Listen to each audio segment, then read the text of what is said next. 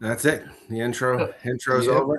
30 seconds might be just enough time for me to hustle and get the stream key and get us up and get us live. So, all right, we are in. This is our first day for folks that are on Instagram that are used to seeing us there. Might notice a different layout. We are now on YouTube as well, and if this goes smooth, we will add Facebook, TikTok, and everything else along the way. So, you guys seeing any comments coming in um, on your Instagrams? I'm gonna Not look. yet. See people showing up. It's delayed on Instagram. Okay, so I can't see because I had to create a burner account because I can't log in on mine while um, while we're live through mine. So, but here it goes. Oh yeah, it is delayed on Yeah. Instagram. Yeah. So that's a little bit of a thing. All right. So let's get into it. Today, we're going to cover on the rundown Fresno. I'm assuming that's Fresno, California, correct? I believe so. Yes. That's what I thought. I was Yeah. looking everywhere, but I couldn't find something that said California. I even looked on the rest of that website. But Fresno, California's attempt to get rid of blight, car insurance for full autonomous vehicles. California is looking to, now it's not the state of California, but in California, they are looking to build a new city, which I think is wild. And then we're going to talk about an architect's take on the new reforms in San Francisco. So, how do you guys like the new studio before we get started? I'm getting used to it. You getting used to it? Yeah, me too. So I wish I had my iPad in the room so I could see the Instagram. I have my phone. I should have kept my iPad with me because it would have been just like propped up, you know? Yeah, that's what I have happening here. But again, I don't know if it's because I'm on a different account that I can't see the normal comments and people joining. So that's unfortunate, but we'll work through it. But either way, it's going to give us some good functionality for people that might be regular listeners. You know, we're going to be able to throw images up, things like that. Do a little bit more. You'll see we have some logos here, and I think it should just be a better experience. It might be a little clunky today, but that's the deal. So where would you guys like to start? Probably go right in a row. Oh, come on, Joe. We don't really have it. Fresno? You always pick anyway. Yeah.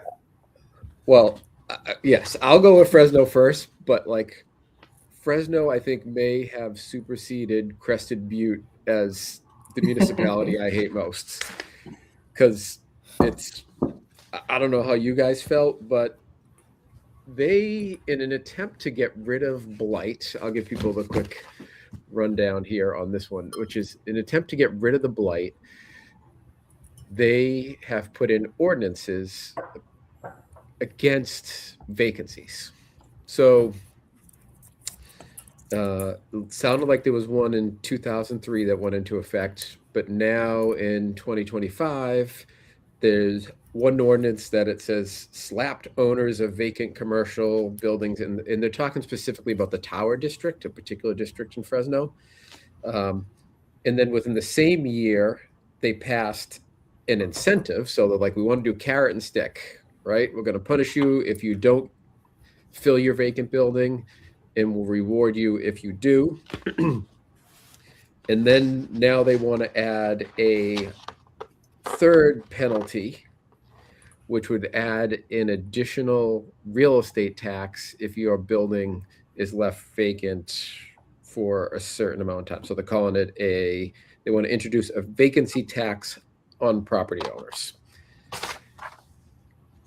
There's a whole lot going on here, but what did you guys think? I wish I got to go to the chicken pie shop.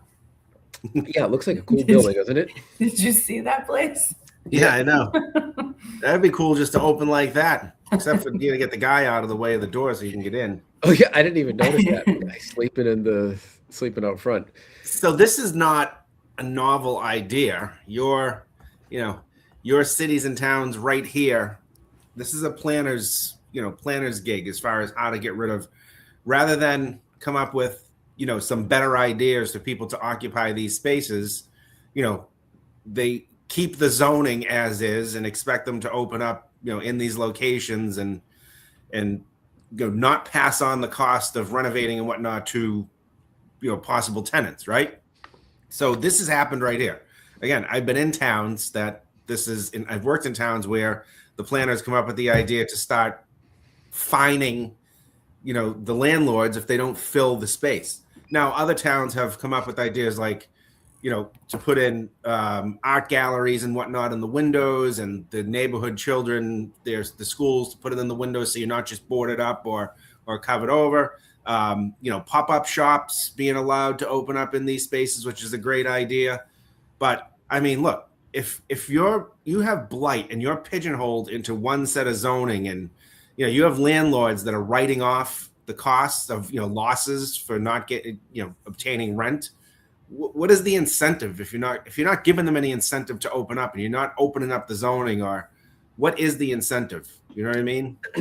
Yeah, it's more right now. That really hasn't been an incentive. It sounds like they're talking about sticks, and they're trying to say it needs to be done by this time. You have so many months once it's vacant. You have, if it's boarded up, understandably. Now, if we're trying to address dilapidated buildings, Yep. fine. But I'll tell you, like, if you look at my notes on this thing, like, it's a joke, fuck off. Like, Yeah. like, so their incentive is the new tenant that moves in, they will give them 50% off the sales tax, the city sales tax. Right. Yep. For 2 years. Oh, thanks. Right. Like, how much you paying in sales tax? And also, why is the city collecting a sales tax? Right. And This is the prime example of the beatings will continue until the morale improves. That's what it is. Yeah. So, right? And 50%, you couldn't even give them full sales tax off. We'll give you half off. We'll give you half Right. off the sales tax that you have to pay to us. Like, that's no incentive. I mean, Right. Who are we kidding? Right. But to the point that, these landlords that are just, writing it off as a loss every year and don't want to occupy it, those are the ones that are the problem, right? You have other landlords that want to occupy but can't get tenants. And this who would want to go there? Right. Like, So that's the issue, right? And what tenant are you going to get to go there? And then, like, furthermore, is the city maintaining, like, the sidewalks? Is it clean? I mean, the first picture we saw, there's homeless people everywhere, right? But is the city doing their part to make it a desirable spot? Right. Is it Well, just they said no chains, right? They didn't want a chain in there because the last time they did something like this, the only people in there was a Taco Bell, right? Which is fine, but you need people to go to that area. You need people to occupy, to want to go to other businesses as well, right? Business is good for other businesses. That's what it is. You need people. So to deny, one use over another use, I get it. They don't want chains. They want mom and pop. They want neighborhood stores. But you have to have people to go to that area in order to open up other stores. who is going to spend, like, their life savings to go open a small business there? Right. Yeah. So Even if the building was, if the owners changed the building, they took this, they made it desirable. Why are you going to take that risk? Yeah, the city is the city can't come down and say, like, hey, if we're going to punish you if you don't fill this building. It doesn't work that way, right? There's a guy in here who actually said, he goes, I don't know anybody who buys a building to leave it vacant. Like, nobody wants to leave it vacant. The problem is the area is a shithole, probably. Yeah. And that's on the city. So instead of sitting there saying, if you don't get that, like you said, the beatings will continue until morale improves. If you don't fill that empty space, we're going to punish you. Be like, well, no one wants to move here. Is that a building owner problem? They Right. said it's been vacant since the Nixon administration. It's Like- crazy, right? So And then when you're renting it, right, a lot of in some of the towns where I've been, the issue is, people want to move in there, and then when they move in there, they get like a triple net lease where they're responsible for everything, right? They're responsible for repairs, replacement of the boiler, the water tank, whatever it might be.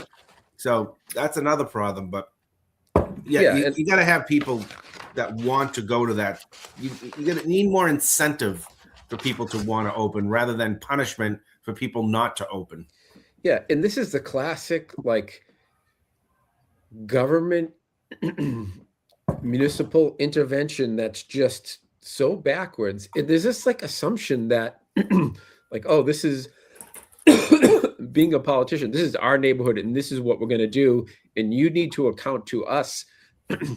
What happened to property rights? Like this one here is the vacant commercial building pilot comes with new requirements for owners in the tower. For one, any owner of a boarded up building must make their property ready for occupancy within 4 months from when it's first boarded up. There are some exceptions for the owner to go by that 120 days. If the building has an active permit and the owner is, quote, progressing diligently towards completion. So, in other words, if you're being a good little boy and girl, we'll let you keep going. Otherwise, we're going to find you, right? And then there's also an exception for properties the city attorney's office declares aren't a new, quote, nuisance. So who gives the city attorney the power to say whether the building is a nuisance or not? I don't know. All I know is that a lot of municipalities rely on the city attorneys for a lot that they shouldn't. They're there for legal advice. That's what they should be there for. But it goes back to like there's some bureaucrat that's going to decide whether I'm progressing diligently or not on my own friggin' property. Yep. And if my building is a nuance or a nuisance or not. Yeah. Like, first of all, I mean, there's not a definition. And when it comes up, it says, and this is the gentleman that's been putting forward all these ordinances. He says, I have not seen our city attorney's office abuse that definition, she said. Oh, this is a different person then. If it gets to a point where somebody in the community feels like we are not adequately using the definition the way they see fit, I'm happy to look at that. Oh, thanks. Right. And then on top of it, so not only are these ordinances to penalize you and increase your taxes if you don't fill your vacant space, right? Again, like if it's blighted and it's open to elements and it's a risk and whatever, fine, take some action on it. I think there's ways you can do that as a community. But then vacant property owners under this new program must add information about their space to a registry if it's vacant longer than 30 days. So if who fills the space in 30 days? So that means everybody that has a tenant turnover in that district has to put their information into a database. And again, you're going to need a friggin' app or a login and a new password. And they want you to put contact information for the owners, any agent or representative they may have, and anyone with legal interest in the property. Why is it any of their fucking business?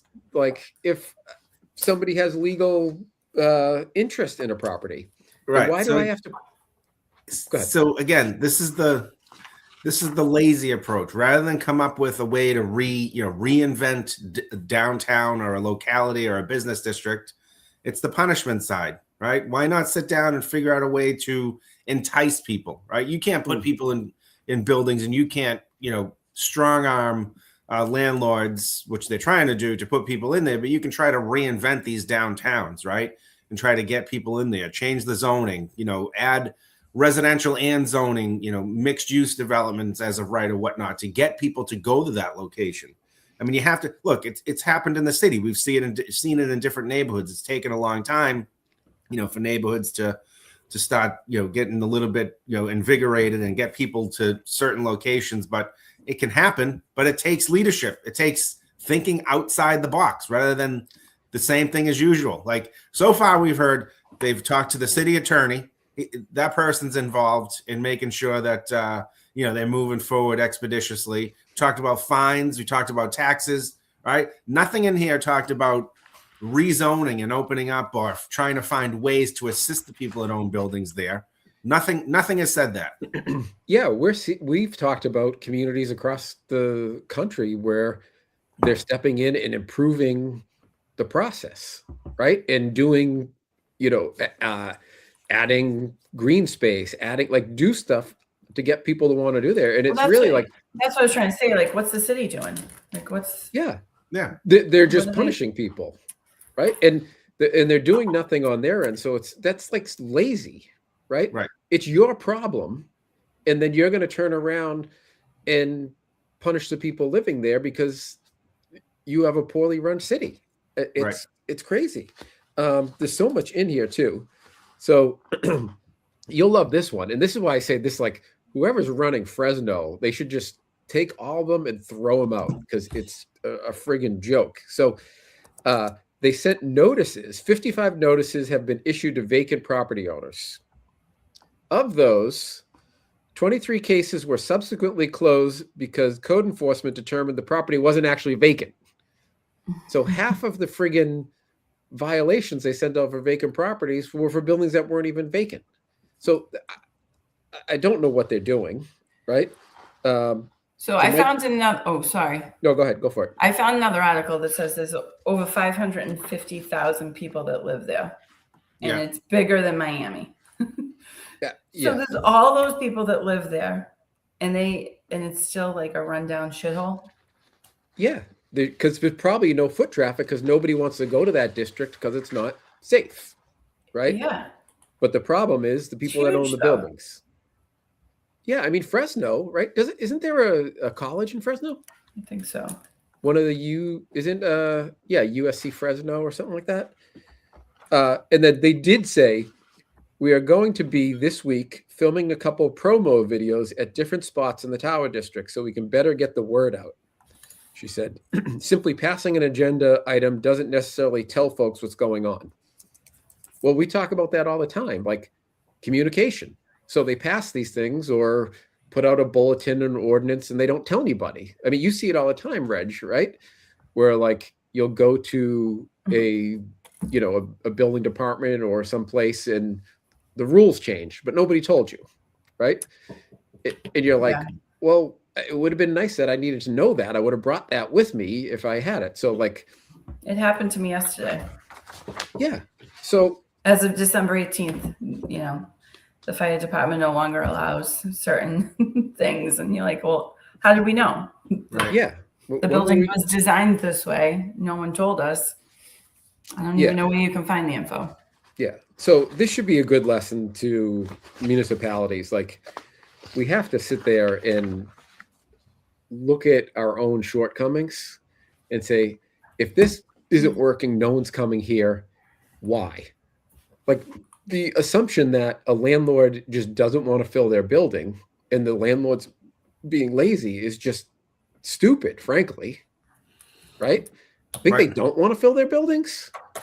Right? Help them fill their buildings. Don't punish them. I think there's a percentage again that I think that's a problem. Is there a percentage? There's a percentage that don't want to, I don't know if it was an article that you sent or an article I read the other day somewhere is, one landlord said, look, I'll take the tax write-off, to pad my taxes for my other properties for this vacant building that he had. And it was related to rent control, but also mixed use building. So, there are some landlords that don't want to take the time and put the money into renovating the building or have to deal with leases and whatnot. And those are the ones that are the problems, the one that don't, especially in an area like this where you're trying to bring it around, trying to build it up, right? Those are the landlords you need to push and get them to. But again, why are you going to spend all that money? What is the incentive? And you don't, to Joe's point too, you're going to put all this money, all your investment in, and you're not getting anything back. Right. from the Yeah. city, the tenants, right? I mean, Yeah, and to say you're not going to allow chains chains. to get the Like if a discount on Starbucks wants sales to come tax. in, like why not? Yeah. I mean, it's like, what are you protecting? You've got nothing. You know, something is better than nothing. To Mike's point, let's get some foot traffic in there. And there's a lot of people that live there. Yeah. And like I highlighted something on with the chains not being eligible, but like get the chain in there, get some traffic. You filled up one space, then maybe you get another one, you build some momentum. But, and here's the thing, like they're not saying that chains can't move in there either. They're just saying if the chains move in, we're not going to give them the sales tax break. Right. So that's even. Why wouldn't you incentivize them to come in to get a cornerstone of bringing people into the area, right? Yeah. So again, this is just, it's poor management. One of the next ones we want to talk about, and we've talked about a lot, is San Francisco. This was just from an X post that I sent over to you guys. And it was an architect who does, and before we get into this positive, let's just try out my new little tech here and say thank you to Citywide Contracting. Actually, they sponsor the Mass Construction Show and the Mass Construction Rundown, the show and the main kind of podcast. So thanks to Citywide and all the folks that work there. I know they're listeners and they're active in the community. I know a number of things that Citywide gets behind in the greater Boston area. He was very helpful when I was even raising money for Basement Tribe and a few other things. So Citywide's really trying to build up the greater Boston construction community, and we appreciate that. They're great general contractors. They're great self-perform company, and their in-house millwork and millwork production is pretty impressive as well. I'm going to plan on going out there and I'm going to walk their shop and hopefully maybe shoot a little video so people can see what Citywide is doing. So this architect who does multifamily throughout California recently said, the secret is not out, but San Francisco, erstwhile worst offender, has become one of the easiest places to get projects entitled and permitted in California, right? And when they asked him what changed, he said, the mayor, right? And this goes back to Mike's point.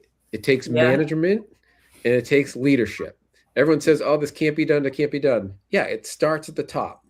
And he says just about everyone in the city department now understands it is their job to get permits issued quickly. Managers got the marching orders from Mayor Dan Laurie, and workflows have gotten much better, right? And they go on to talk about how, San Francisco still has the same burdens that are in California, lousy laws and policies, high transfer taxes, high inclusionary zoning, expensive bespoke code requirements, de facto prohibitions on redevelopment of any building with rent control units, but management apparently is much improved. So it can be done. You could say, oh, well, we can't because this or that or this or that. You can. No, you can't. You can find a problem for every solution, which a lot of people like to do. And the other thing is people are like, oh, it's more complicated than. Yeah, no shit. It's all complicated when you get into government and process and whatnot, but you have to take the step forward. And I'm not talking cavalier like once upon a time they all lived happily ever after. It's just a mindset, right? You apply it to anything. You apply it to sports teams, you apply it to organizations, you apply it to cities. It's management, right? It comes down from the top down. You are out in a company, you deal with companies on a daily basis, you see how the culture is in that company, how people talk to you, how you deal with people, right? And that's based on how they're managed and how the company deals with their own people, right? Mm-hmm. It's like, again, sports teams, you see how they're coached and how people react, how kids react, or even players react. It's the same process. Part of that team for a city or municipality, if the leadership, right, and the culture is positive and you're pushing towards, making progress as opposed to just the same thing every day, that comes from the top down, right? But Yeah. I get it. People are nervous. Politics. You don't want to upset people. There's unions. You don't want to upset the union. This person can't do that job because their contract doesn't say that they do this. So, but it's culture. You can start from the top down, push for progress, and you'll see progress. If you just keep doing the same thing every day and putting out press releases don't get shit done. That's a fact. Yeah, and that was actually something we read recently where they said the same thing. They're like, yeah, we can run around. And the thing is, we love to do it. But we add in, when we bring these press releases, with these press releases comes more things for contractors and developers to do, not necessarily with results. They said that in the Fresno article. At the very end, the guy says, if we can't point to a building that has been vacant for multiple years that is now not, and it's results of this program. So what he's saying, paraphrasing, is, hey, if this program goes in place in a year from now, we can say, hey, this building that was vacant is filled because of this policy, then great. If it's not, it's just another layer of stuff that business owners need to navigate. Right? So every one of these ribbon cuttings and headlines and press conferences comes with stuff for people to do. But if you don't, on the municipality side, staff it, enforce it, manage it, have some leadership on it, it's just more stuff for the people in the city or town to do, and it's going to have a negative effect. And they're never going to look back, because is anyone going to look at this in 5 years and say, this did nothing, let's get rid of it? No way. No, it's just going to sit there. Yeah. And he said in here, in the San Francisco comment, getting a law right is important, but if the municipal bureaucracy or the principals in charge of it don't want how this goes to your point, Mike, on a lot of times. But if the municipal bureaucracy or the principals in charge of it don't want housing development, good law will only get you so far. So what he's saying is you can pass these laws, but if people in power and in the municipal bureaucracy don't want it to happen, it's not going to happen, right? You always talk about planning reviews, Mike, right? There's a way to take these things down, even if you get the law in place, right? MBTA Communities Act, right? Passed the law, and now we're still fighting things out in court because the municipalities don't want it, right? So if the people in power don't want it, even though a law is passed, it isn't going to happen. And then this is an interesting one.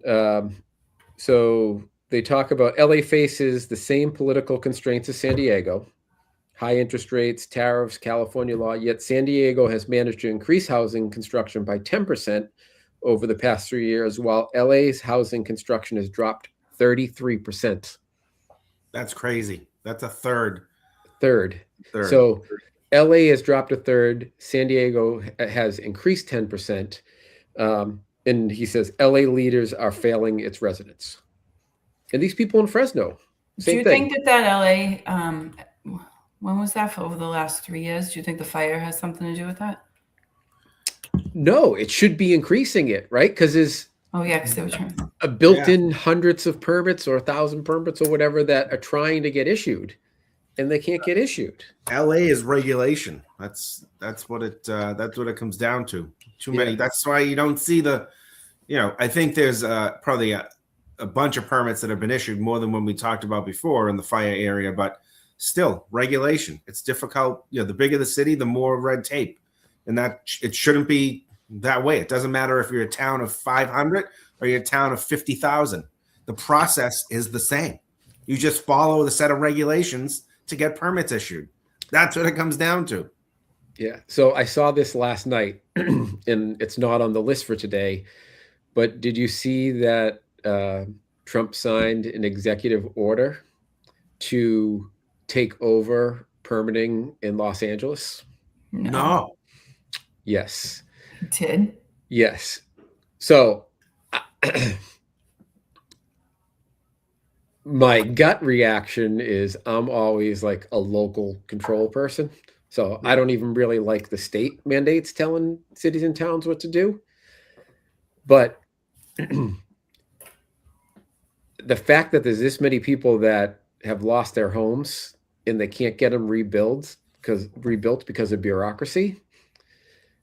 I don't think this thing's going to go anywhere. I think it'll get challenged in court and it'll lose. Yeah. So I don't think it's going to actually come to fruition. But if anything else, it's just putting on notice LA that cut the shit. We've talked about this before, like all these ballot questions that are happening, right? It's all a matter of putting all these cities and towns in the statewide laws that are taking away their control. It's putting all these municipalities on notice that get your act together because people are fed up and they're not going to deal with it anymore.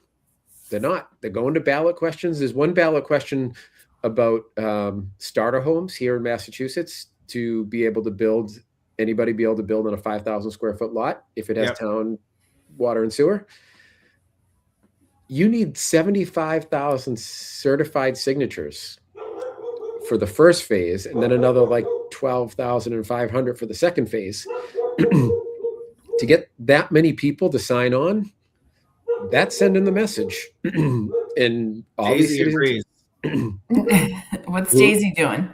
Oh yeah, she's barking away in the background. I didn't know if you can hear. Oh yeah. But so more of this stuff coming to a head, but I think it's good that it's coming to a head because I think change is happening. I don't know if you guys think so. No, I think, like you just said, people are getting fed up with the process and fed up with not being able to obtain permits. It's the carrot with a wall in front of you. You can see the carrot. They're throwing you the carrot saying, we're doing this, we're doing that. And then they're throwing up all these barriers to obtaining permits, right? So it's happening everywhere, and people are starting to get fed up. I am 100% behind. We talked about this before, and I'm going to say it again 100 times in every other show that we talk about permits, is we hold the applicant to such a standard as far as timelines and application requirements, but the city, the municipality, the organization who's handing out the permits is held to less a standard. In fact, many times there's no standard as far as time and requirements, even though it's written into the law to issue a permit. So I think that the state should get off their ass and start saying, okay, you know, when a neighbor sues a neighbor over a project, that $250,000 escrow that gets set aside that can be tapped into for a slap suit, or I think towns should be liable for this as well. If a town denies an as of right or stops an as of right project or isn't issuing a permit without, you know, a reason for issuing it, I think the town should be subject to damages for that project or for that person or for that homeowner who wants to rebuild their home. The towns should be subject to this. Oh, we're overworked. We have too many permits. Come on. There's 3 sets of eyes on most permits, are crying out loud. And don't tell me about the kitchens and the bathrooms you're all backed up with. What are you looking at? What are you looking at for the kitchens and the bathrooms? You're going to do an inspection, right? Construction control, you have another set of eyes. Still do have to do inspections, but there are so many excuses you can come up with. Get off your ass, get this stuff done, get some permits issued. Yeah, I'd be fine with treble damages, right? Like, if it didn't get issued and was improperly denied, then there should be damages. Right. I'd be completely fine with that. Now, if it's a mistake, it should get worked out locally and get fixed. But if you have to go to court over it, like, the town should have to pay for that. Why should I have to spend tens of thousands of dollars to go to court? Yeah, maybe hundreds of thousands of dollars because you enforce this thing incorrectly. Right. You should be accountable for that. I think that's perfectly reasonable. And here's the thing. It's happening, right? Like, look at that town where they were prohibiting the vineyards from, you know, having events and all that kind of stuff. The town ended up having to pay $15 million they had to pay, something like that. Yeah. So, good. And then look at Cambridge. I was thinking of that. Right? Yeah, I got to check on that. I know. What happened with that? The lawsuit. That's going to take a while. It's going to, but land court can be 1.5 years, 2 years, unless there's some sort of summary judgment. But this is going to take a bit. Yeah. So, I don't think if you said that to me 5-10 years ago, Mike, I'd say that's never happening. But the situation we're in right now, in the attitudes of the American people, I think there's a chance. There's enough momentum there that they're going to start seeing that. We're going to start seeing that happening, right? Right. And maybe it's the other thing we talk about is third-party building departments, right? Where maybe that starts happening. It happened in New Hampshire, right? You can, as of right, have your plan reviewed by somebody else now in the state. So, and that goes back to this. Yeah, I get there's a lot of work coming in some locations, but there's only so many times you can say, oh, we got too much work. We have too many projects, too much process. We have too many things to do today. There's only so much you can say that before, again, people start pushing back, and, automation and AI is coming around. No quicker way to lose your job than to say that you can't do it. Yeah. Yep. And it's not everybody. It's not every building department. It's not everybody in the building departments, but it's a culture. And it goes right back to where we started this conversation. It's from the top down, right? It's a culture of. But it's been years of, you have to, like, people literally have to retire to change the mindset. Right. It's been years and years and years of like an embedded mindset of the way people think. Yep. Yeah, but it's going to be forced retirement.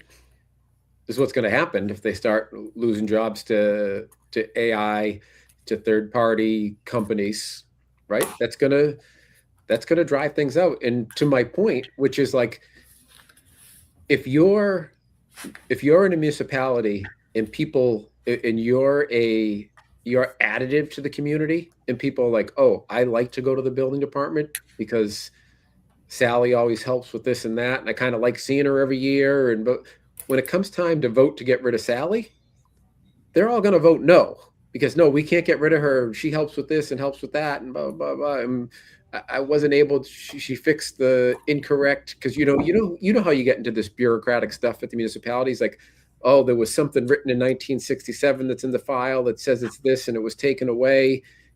And when you have good people, like, think of like the Jill Coxes of the world, who are able to go in there and say this was a mistake. No, we can just administratively fix that, and that's gone. You don't need to file a new permit over that. That's crazy, right? You have those people. I'd be out on a fucking picket line if they were looking to get rid of Jill Cox and replace her with AI, right? That's a no-brainer, right? The institutional knowledge. Yeah, the institutional knowledge, the assistance. That can't be replaced by AI. Yeah, those people are additive. But if they're not being additive in the community, then they're going to be replaced by third party or AI. That's just the way it's going to be. And it used to not be that way. It was, oh, you can't fight City Hall. You just got to do it and deal with it. Well, tide's turning, and things are going to change. And before we move on, I know, like we've said it before, though, like sometimes ISD will receive like shitty packages, right? So drawings don't have right information. It starts the back and forth. And who's keeping up with all the code changes, all the shit that's like the energy code? It's, so it's a little bit of a balancing act. But that's the process. So when people say, oh, we get, incomplete packages and we can't, but that's your job. That's part of the process is, as a plans examiner, are the documents here, right? And that goes back to all the extra documents that we throw on top of it that probably aren't necessary, but are the documents here? Chapter 1 in the building code has 7 items for the issuance of a building permit that you can deny a building permit for. Are the basics here, right? Like, you got people asking for liability insurance now on, where did that come from? Like, where does plumbing and electric, they have a section in their code, that's fine. But building code says workman's comp, right? And now you have people that have to go get liability insurance because some municipalities want liability insurance. Well, why? What is time? So there's all these extra regulations. So if somebody doesn't have a complete package, I get it, right? But what's complete? Can I do a plans examination, right, on a set of drawings and get it going and say, hey, you need to give me X, Y, and Z, or you're not getting a permit, right? And then the other argument is, well, if we put this time into doing a plans examination, they don't submit that information, it's wasted time. I get it. Well, no, I mean, then it fee, just sits there in the queue. but if there's pay the fee. We didn't ISD start having people pay the fees up front? That's been going on forever. Yeah. Right. So the fee is there. If that person decides that they're going to abandon that permit, right? There's a clause in the code as well, 180 days on the permit application side, and that permit's null and void if the applicant doesn't take any action on it. So the city absorbs it. They put the time into it. That's that person's fault for not putting the information in. But you can get this stuff going and start reviewing without saying, oh, you know, you're missing your Maddox Higgins, right? Well, start the process, send that notification out, and then it's on the applicant to make sure that they get that in, or they're not getting the permit. Yeah. No, There's an answer there's a process rather than just no.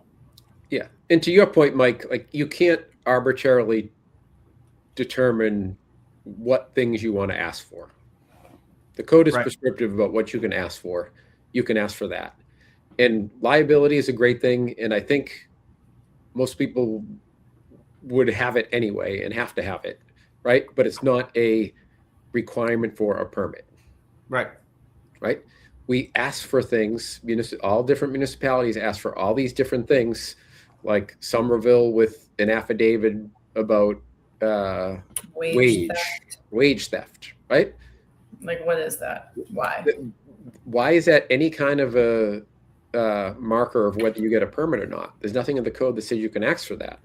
Liability, wage theft, EMR rating. None of these things are. Yeah, none of these things preclude anyone from issuing a building permit. They can't, right? Technically, conservation and none of that is related to a building permit, right? That's all historic. None of that is actually related to a building permit directly. We do it because you need to play well in the sandbox, but again, you keep putting layers onto the application process. You keep putting additional process in there. You have departments that aren't playing well together. Nobody, benefits in that. And I don't subscribe to we pay your salary, those people that come in and say that. But you're a service organization when you're issuing permits. You're providing a service. It's not about you. It's about the people pulling the goddamn permits. That's what it is. Yeah, but it also goes back to management, like we were saying before, right? Where, and like the guy said, and that architect said, just about everybody in the city department, managers have their marching orders to get the permits issued quickly, right? So I think if you set the right tone, right? Because some of these departments, it's just they're like people that are beaten down, right? And that's a management problem. Right. Management is letting people know that, hey, we're depending on you as economic development for this city. Like, we need you to do your jobs. They all have very important jobs, right? And they can stifle an economy, or they can make an economy boom. And that should be the message to everybody working in a municipality. Like, hey, this is dependent on the success of our community. And if our community is successful, that means better wages, better services, better opportunities, better lifestyle, better places to go out to eat. Like, all this stuff is riding on all of you. And that should be the message, right? And let's do the best and let's all win. We can all succeed. This can be a win-win, right? This doesn't have to be an us-them battle, right? But that's what it is, right? You feel like you're going down to enter combat, right? And it just shouldn't be that way. Mike, I'm curious. So Tim O'Neill says, we have towns asking for copies of signed prime contracts with owners. I know a cost estimate is required. Do you need a signed contract per the building code? So it's at the discretion of the AHJ. That's been contested before, and that's usually a method of determining cost of the and that's authority to conduct the work as well. So that's what that comes out of. So one, do you have the authority to do the work on this property if you're not the owner, right? So that's the contract, and then it's a way to grab the actual cost of what the project costs. Okay. And we talk about the project cost all the time. Oh yeah. Yes. So you get 10 different answers. Let's hold the California city because that's a really good one. And I think we'll talk about it for a long time, but we're over right now. But let's just drop in the insurance one real quick. Lemonade. We can hit it. So as you see up on the screen, Lemonade, which is like a AI heavy insurance tech startup where they do home, car, pet, they do all kinds of insurance. And they looked at the data and they're saying if you have a full self-driving car, you will be looking at a 50% reduction in insurance cost. And the data that they got, so Tesla allowed them to look at all of their data, and they looked at that data and they're essentially cutting your insurance in half. You know what my favorite part of this article was? What's that? The disclosure at the end was 3 times as long as the goddamn article. Oh yeah, in regulated industry, it's insurance. Yeah. They have to. And the interesting thing is, they said the safer that full self-driving software becomes, more our prices will drop. So saying, hey, we're cutting your insurance in half, and as this continues to get safer, your insurance is going to go down. So I think it's one more step towards, you know, these institutions losing their stranglehold. Right. I mean, you saw that I posted on Instagram that, you know, I got hit while I was parked, right? And where were you parked, Joe? East Boston. Yep. Hit and run. Nobody left a note. But like, I'm just dealing with all this like bullshit, right? It's still not fixed. It happened 2 weeks ago. I don't like, you're going through all this stuff. If Lemonade comes in and can make it fast and easy and cheap, it's there. It's happening. And I think it just shows that, I mean, everybody that talked about, well, are autonomous vehicles really going to be safe? Are they dangerous? And all the scare tactics about it. Nobody knows better than an insurance company. Well, yeah. What's safer? Right. It's 50% safer right now in an infant stage, right? Right. So that's our future. I got to find the video and article I saw yesterday. The taxis. I don't know what city it was, but they look like little Miami. The 8-seaters, the autonomous taxis. Miami has the little delivery robot service. Yeah, thing. so that was actually. I think do they have the taxis too? One of the cities has. It's like an 8-seater, 4-and-4. They face each other. It's like a tiny little bus, but it's all autonomous. You know, and it shows up at certain locations. You know, just like ride share to get you throughout the city, like a little shuttle. It looked pretty cool, but. You know, the robots, again, are all over the place. Joe, you said you saw them when you were down in Atlanta, I think. And there was a story the other day. I don't know if it was New Jersey or what, but a train, like an Amtrak. They had a video of the Amtrak smashing one of those little robots as it was going over the railroad crossing. So you're going to have to update the software. Yeah. Well, you're not updating the software on that one. I'll tell you that. No. Elizabeth says Vegas, too. And then Lemonade said this is rolling out on January 26th in Arizona and Oregon a month later. So it's coming. We're seeing it. It's here, and maybe it gets to. And again, here's the bureaucracy kind of thing. Maybe it helps to, like, when we're trying to deal with having more people on public transportation. Yeah, these little. I mean, think about if the MBTA just switched to these things. Right. What would that be like? Right. I'd be on board with public transportation. Yeah. I'd love to get rid of my car if I could have a little 4-seater and I can spin around and do my work. How are you going to do that in New Hampshire? Yeah. Easy. If it's available, I'm doing it. Right.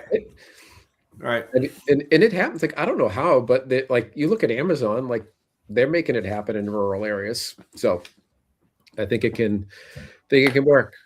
All right. So this one was a little clunky, but I think we're going to get better at using StreamYard, so we'll see how it goes. But what do you guys think about the first run with this? Yeah, it was I good. don't think it was that clunky. I looked at both YouTube and I looked at Instagram as we were going just to see, you know, how it shows up. Yeah, so I would be curious. People, give us your feedback. We didn't get to use as much functionality on this one because there wasn't as many like charts and pictures and stuff to show, but I think we'll get our groove. Yep. Joe, your internet went like for me, you froze up a little bit. Mike, did that happen for? I was watching Instagram and Reggie, you were like 50% of the time you were frozen. Yeah, you were frozen a lot during this. I wonder if it's me. It had some good takes too on there. When you go look at the video again, Bullshit. there's a few good ones with you closing your eyes and I smiling. was just asleep.